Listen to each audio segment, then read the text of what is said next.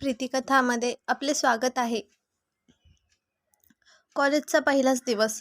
सर्वजण अगदी उत्साहात कॉलेजला आले होते. प्रत्येकजण अगदी नटून आला होता. मुली नवीन स्टायलिश कपडे, केसांच्या नवीन केशभूषा, साजेसा मेकअप करून आल्या होत्या. मुले अत्यंत महागड्या ब्रँडेड जीन्स, त्यावर आकर्षक टी शर्ट्स व ब्रँडेड शर्ट्स घालून महागड्या बाईक्सने घेऊन आले होते. सिनियर विद्यार्थ्यांना हे सगळे जुनेच होते, पण जे नवीन होते त्यांच्यासाठी हे सगळे वातावरण एकदम नवे, स्वप्नवत हवेहवेसे वाटणारे होते. ज्यांचे अगोदरच जमले होते ती कपल 1.5 महिन्याच्या सुट्टीनंतर परत एकमेकांच्या सहवासात आली होती. त्यामुळे त्या गोष्टीचा आनंद त्यांच्या चेहऱ्यावर दिसत होता. सगळीकडे तरुणाई सळसळत होती. जो तो आपापल्या ग्रुपमध्ये मग्न होता. हसण्या खिदळण्यात जो तो मग्न होता. आधी माफी माग. अचानक टिपेला गेलेला आवाज सगळ्यांच्या कानावर पडला. ही होती कॉलेजची झाशीची राणी माधवी. एका मुलाची कॉलर पकडून ती उभी होती. तिच्या डोळ्यात अंगार होते. रागाने ती थरथरत होती. सॉरी, माझे लक्ष नव्हते म्हणून चुकून धक्का लागला. तो मुलगा वरमून म्हणाला. चुकून? मुद्दाम धक्का मारून वर चुकून लागला म्हणतो. त्याची कॉलर पूर्ण ताकदीने हलवत तिने त्वेषाने विचारले.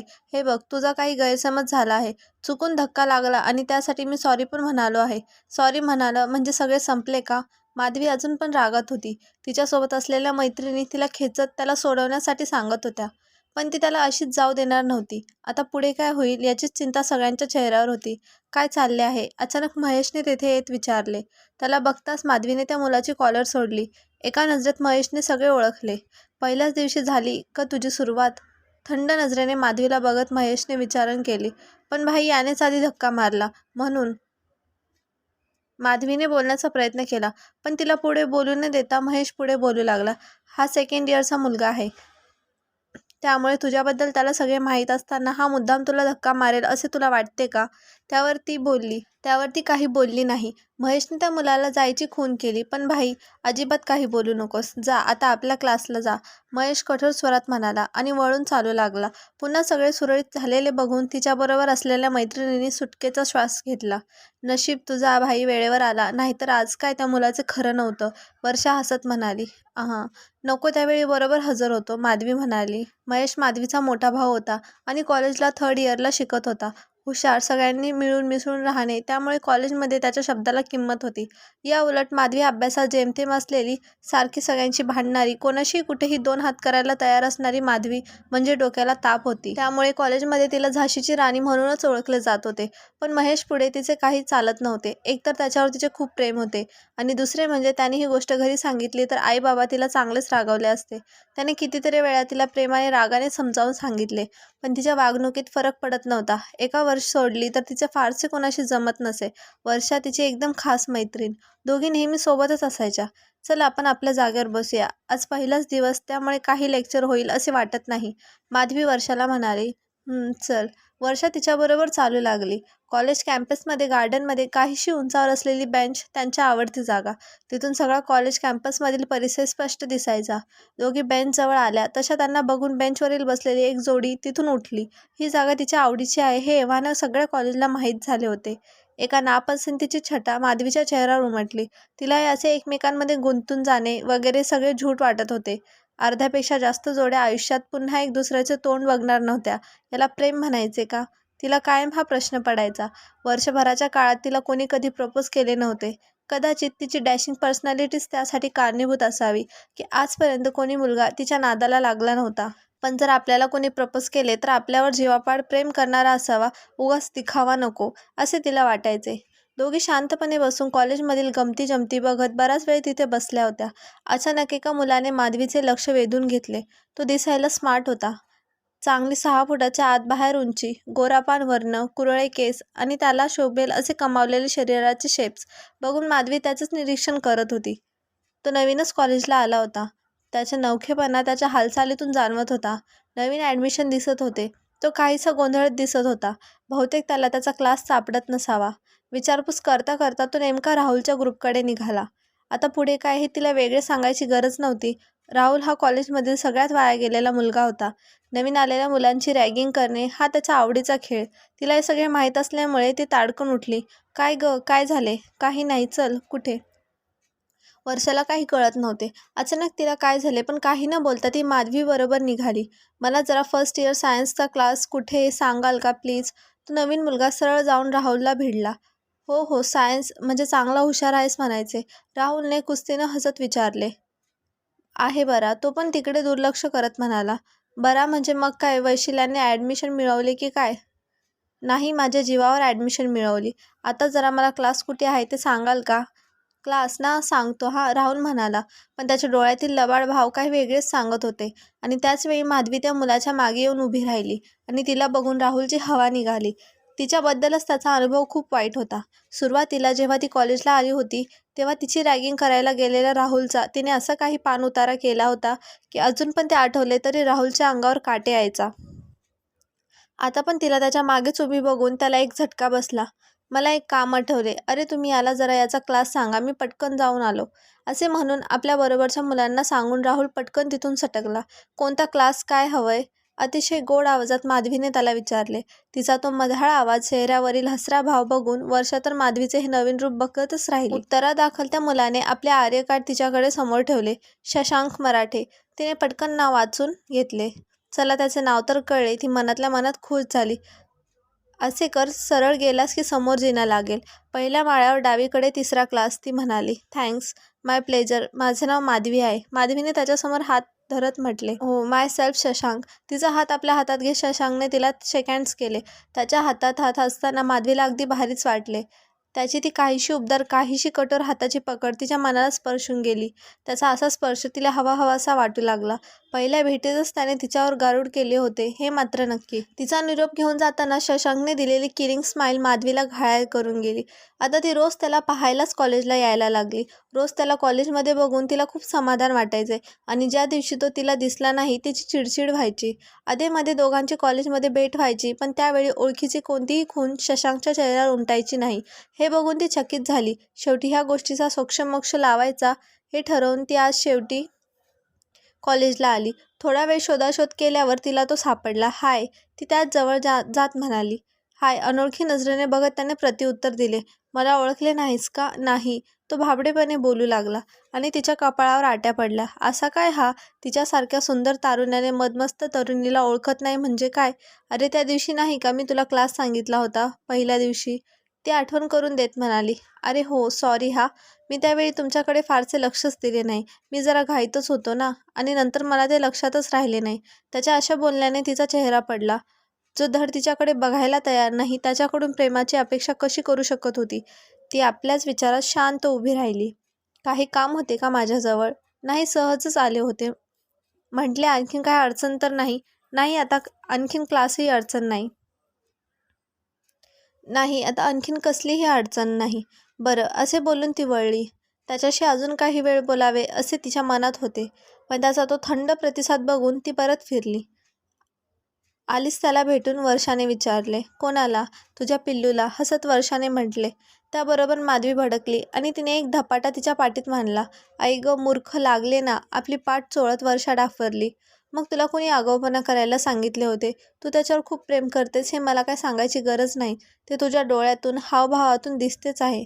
त्याला बघायला तुझी चाललेली धडपड मला माहीत आहे. अगं, दुसरी कोणी विचारायच्या आत तू त्याला विचारून टाक, वर्षा पुढे म्हणाली. तिचे म्हणणे खरे होते. पहिल्यांदाच तिला कोणी मुलगा एवढा आवडला होता. त्यामुळे त्याला तिच्या मनातील भावना कळणे गरजेचे होते. लवकरच मी त्याला विचारून टाकीन. त्या दिवसानंतर माधवी त्याचे निरीक्षण करू लागली. तो काय करतो, त्याला काय आवडते, त्याला कोणत्या गोष्टीची चीड येते. त्यातून एक गोष्ट लवकरच लक्षात आली की तो खरोखर अगदी शांत राहणारा मुलगा होता. कोणाच्या आध्यात मध्यात पडणे त्याचे व्हायचे नाही. कोणाशी मोठ्या आवाजात बोलणे, भांडणे करणे ह्या सगळ्यापासून तो खूप लांब होता. माणसाने शांत असावे ह्यात दुमत नाही, पण किमान अन्याय होत असताना तरी त्याने त्याला विरोध करावा असं तिचे मत होते. तेवढे एक सोडले तर तो अगदी चांगला मुलगा होता. शेवटी एक दिवस मनाची तयारी करून ती त्याला विचारणार होती. त्या दिवशी ती अगदी नटून थटून कॉलेजला आली. गेट समोरील बेंचवर बसून ती त्याची वाट पाहत होती. तो नेहमी 8:30 वाजता कॉलेजला येतो हे तिने होरून ठेवले होते. आता पण तो नेहमीप्रमाणे बरोबर 8:30 वाजता कॉलेजला आला. आजूबाजूला कोणाकडे न बघता तो सरळ त्याच्या क्लासकडे चालू लागला. माधवीने त्याला पाहिले तशी ती लगबगीने त्याच्या दिशेने निघाली. शशांक, तिने हाक मारली. तसा तो गोंधळून थांबला. कुण्या मुलीने त्याला हाक मारावी इतकी कोणत्याही मुलीबरोबर अद्याप त्याची मैत्री झाली नव्हती आणि त्याला करायची पण नव्हती. हाय, क्लासला अजून वेळ आहे ना? हो, 9 वाजता लेक्चर आहे का? मला तुझ्याशी थोडं बोलायचं होतं. माझ्याशी काय? इथे नको, आपण तिथे बसूया. तिने आजूबाजूला पाहत विचारले. त्यावर त्याने मनगटावरील घड्याळात पाहिले. फार वेळ नाही घेणार, फार तर 10-15 मिनिटे. बरं चला. दोघे तिच्या आवडीच्या बँचच्या दिशेने निघाले आणि तेवढ्यात गेटवरून काही मुले धावत आली. शशांक, त्यांनी पुन्हा भांडणे उकरून काढली आणि अभिला पण मारत आहेत, लवकर चल. ती मुले घाईघाई सांगू लागली. त्याचे बोलणे ऐकून शशांक पण धावत त्यांच्या मागे निघाला. त्याचे हे नवीन रूप तिच्यासाठी पण नवीनच होते. काय होते ते बघायला ती पण त्यांच्या मागे गेटवर धावली. पण ज्या त्वेषेने शशांक गेटवर धावला होता ते बघता आज तो आपली ताकद दाखवणार अशी जी तिची समजूत होती, तिला छेद देत शशांक त्या मवाली मुलांच्या समोर हात जोडून गयावया करत होता.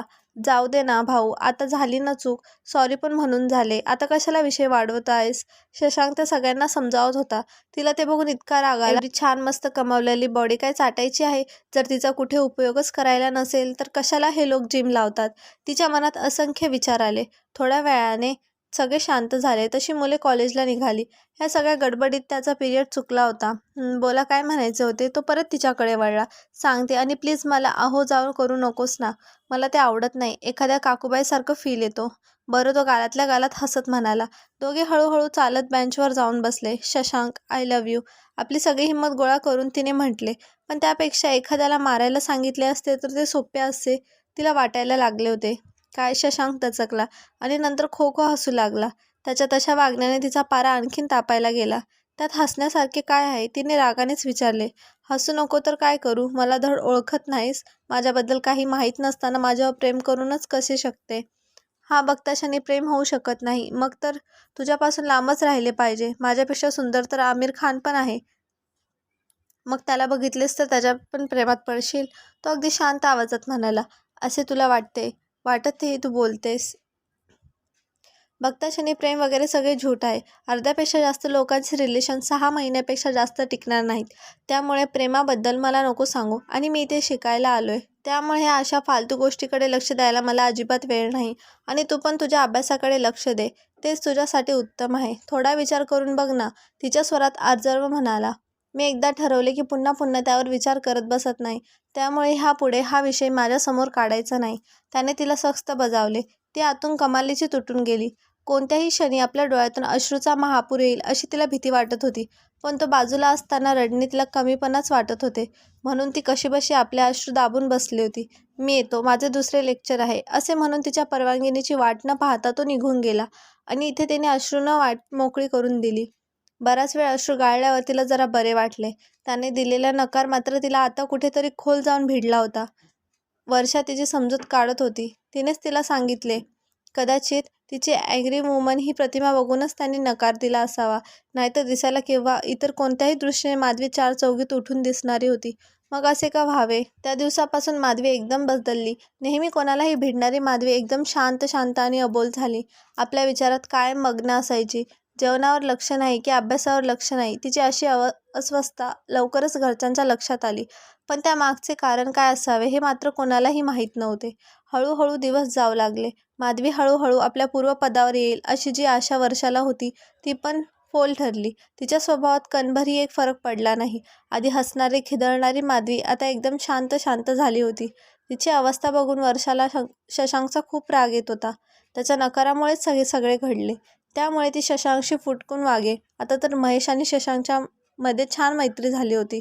दोघे कधी कधी एकमेकांशी बोलताना दिसायचे. शशांकला बघितले की माधवीचा चेहरा उजळायचा, पण तो अजून पण तिच्याकडे लक्ष द्यायला तयार नव्हता. अशातच एक दिवस माधवीला कॉलेजमधून निघायला उशीर झाला.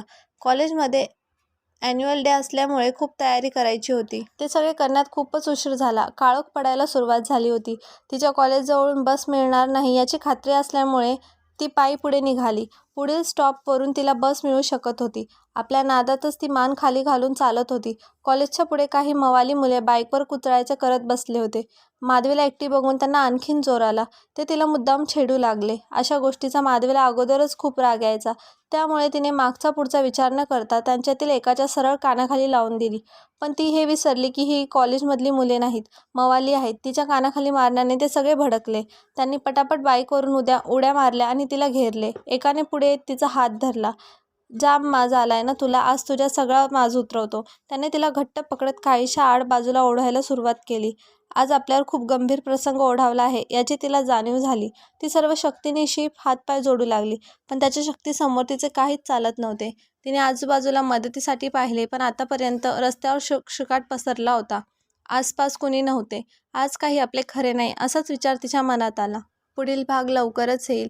कथा आवडली असेल तर व्हिडिओला लाईक करा आणि चॅनलवर नवीन असाल तर सबस्क्राईब करा. धन्यवाद.